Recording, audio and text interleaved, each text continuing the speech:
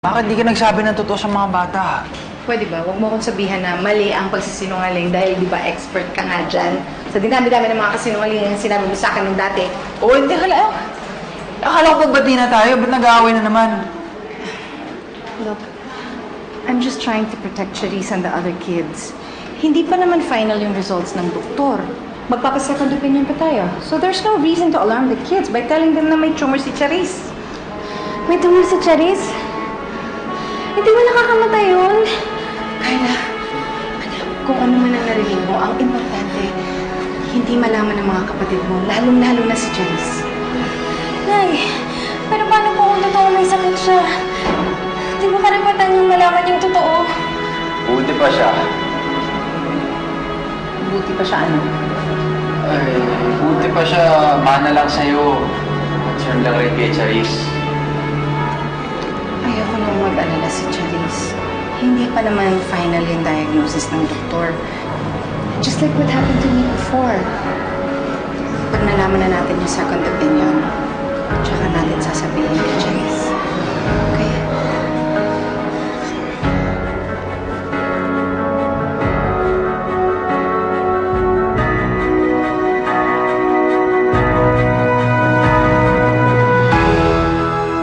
Mga anak, magmerienda na muna kayo, ha? May pawis, oh. Opo, Nay. Punas kayo ng mga pawis, oh, ha? Magmerienda muna.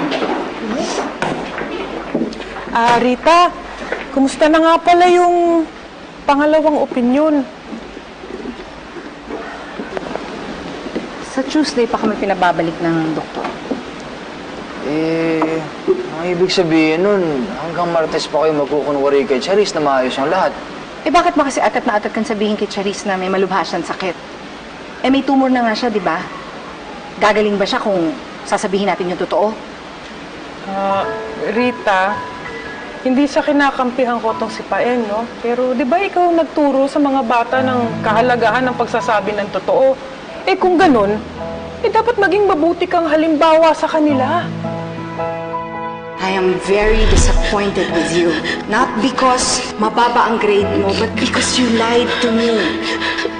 Parang hindi ikaw yung Charisse na nakilala ko.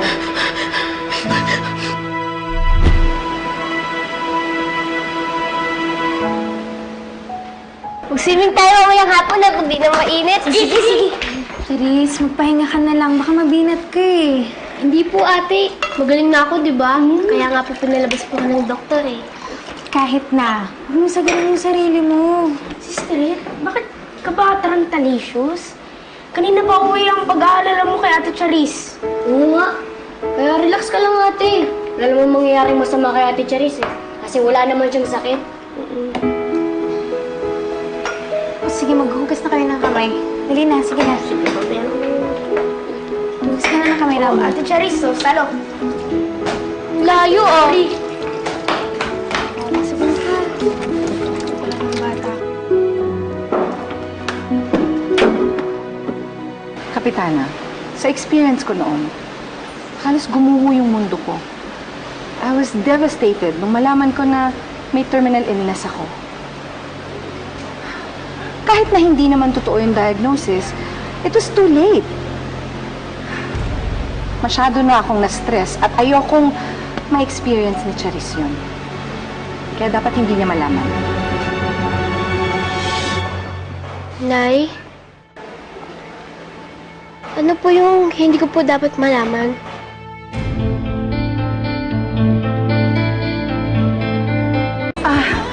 Naku, anak. Kalimutan mo na yung narinig mo. Wala lang yan. May sinabi po ba sa inyo yung doktor? Hindi po ba ako magaling? Ha? Naku. Hindi, anak. Iba pinag-uusapan namin tungkol sa, birthday. Birthday mo. Kasi nagpaplano sana kami ng surprise party. Hindi pa, Paeng? Oo, Charisse. Kaso hindi na surprise dahil narinig mo na. Oo, sayang. Talaga po? Oo. Sige po, magplano pa lang po kayo Dapat po maganda na eh. Para ma-surprise ka, oo. Kakalimutan ka na po yun, Nay. O, sige ka. Gandahan nyo na ya. Okay. Uy! Ambo! Apple!